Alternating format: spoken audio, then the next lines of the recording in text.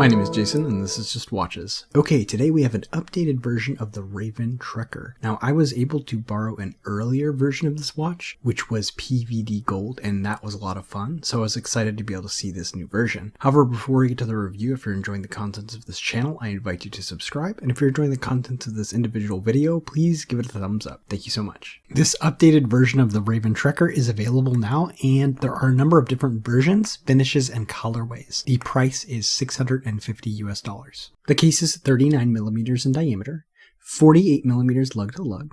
It's only 12.5 millimeters thick, and some of that is this beautiful boxed sapphire crystal. And then it has a 20 millimeter lug with opening. Now, size for my 6 3/4 inch wrist, it weighs in at 147 grams. Now, this is the sandblasted version, so as you would expect, the case and bracelet are fully sandblasted. The case is quite simple with a small bevel along the bottom of the mid case. The blasting is really consistent and looks great. The case is quite flat, but because it's sub 50 millimeter lug to lug and there's negative end links on the watch bracelet, it still wears comfortable on my 6 3/4 inch wrist. Also, thanks to some updates, this watch is a full millimeter thinner than the previous version, and I think it makes a huge difference in my opinion, both in how it wears and how it looks on the wrist. The stock bracelet starts at 20 millimeters and tapers down all the way to 16 before jumping back up to 18 millimeters at the clasp. The articulation against the back of the watch is fantastic, and between the links is very good. Two factors that are very important for the overall comfort of a bracelet. The links are fully sandblasted, and then 2 half links have been provided. This bracelet also has a quick release system, which makes taking it on and off the head of the watch a breeze, and then the clasp is engraved with the Raven logo and looks very sleek. The double push to point reveals a milled clasp, as well as the Node X quick adjust system, which I'm a huge fan of. The bracelet is comfortable, and I greatly prefer the more dramatic 4 millimeter taper on this bracelet. And then with the inclusion of half links and the Node X quick adjust system, you are going to get a perfect fit with this watch very easily. Finally, sizing is accomplished with screw links. The screw-in caseback helps provide 200 meters of water resistance, down from 300 on the previous version, which I think is a great choice. No one really needs 300 meters of water resistance, and then reducing that water resistance helped Raven slim down the watch, and I think it looks fantastic in this slimmer profile. This watch is powered by the Miyota 9039, which I do prefer to the NH35 you usually find in Microbrands. This is a 28,800 vibration per hour, hacking hand-winding movement with a 42-hour power reserve and a stated accuracy of -10 to +30 seconds a day. This is the Node 8 version of the watch, and Raven made sure to use the Node 8 version of the movement, which is really nice attention to detail. The massive 8mm screw-down crown is signed with the Raven logo, and on this version is DLC black. I'm a huge fan of these larger crowns. I think they both look really cool, and then also make operating watch so much easier than a smaller crown, especially when the crown is small and obstructed by crown guards. So I love that Raven makes these massive crowns, and keep it up.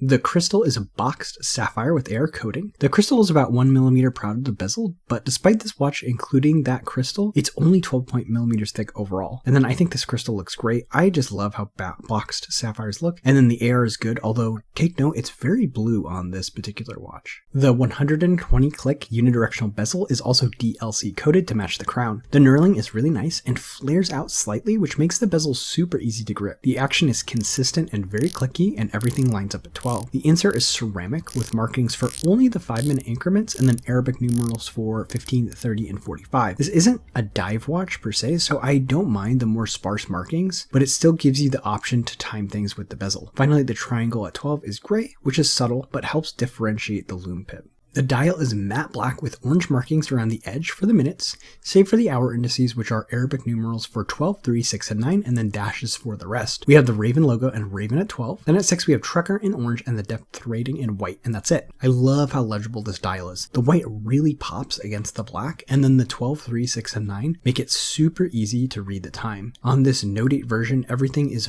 really well balanced, and I just love the way this dial is laid out. The hour and minute hands are white batons with short counterbalances and both filled with Lume. The minute hand is very long, reaching out to those orange markings at the edge of the dial. The second hand is orange with a counterbalance and what my wife calls a marshmallow on a stick at the tip. The marshmallow is lumed. This handset continues the theme of extreme function. They are exceptionally legible with the design of the rest of the watch and don't have any distracting finishings or shapes, but the second hand does have that orange which has, I think, just enough personality to keep this watch from being boring. The lume here is super luminova blue and is fantastic. The bezel is also lumed, which is always nice. The lume is responsive, bright, and long lasting. So here is the watch on my 6 3/4 inch wrist. The new thinner case really improves how this watch wears and appears. And while I think the stock bracelet is great, I put it on this black Artem Hydroflex strap, and I think this is a killer combo. If I didn't have to send this watch back, I think I would always wear it on this strap.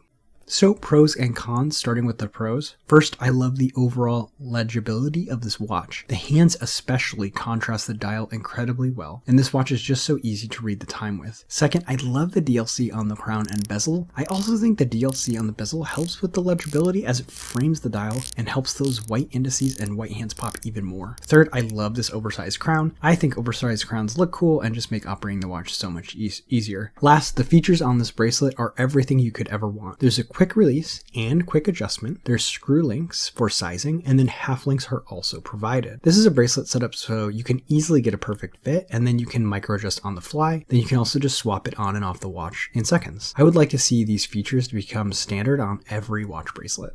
As for cons, I only have a few. First, the case is very flat, which is going to be fine on most wrists, but you can see the lugs do float a bit on my 6 3/4 inch wrist. Second, the corners of this clasp aren't what I would call sharp, but they could definitely benefit from being rounded off a bit. Last, the rotor noise of the Miyota movement is a bit loud on this one, at least in this example. This may or may not bother you. I tend to like the reminder that the watch is mechanical when I hear that rotor noise, but keep in mind if this is something that will annoy you, you might not want to get a Miyota-based movement in your watch. Now, as for comparables, I think for slightly more, you could check out the Vero Open Water, especially if you like the look of this DLC bezel. Then for around the same price, you could consider the Dryden Pathfinder. This is going to be a bit more flashy with the ceramic bezel, just keep that in mind. And then finally, for less, you could consider the Marathon Navigator. Technically, this is a pilot watch, but it has the same all-business aesthetic. Okay, so there you have it, the updated 2024 Raven Trekker. What do you think of this watch? Let me know in the comment section below. As always, if you're enjoying the contents of this channel, I invite you to subscribe. And if you like the contents of this individual video, please give it a thumbs up. That's all for this time.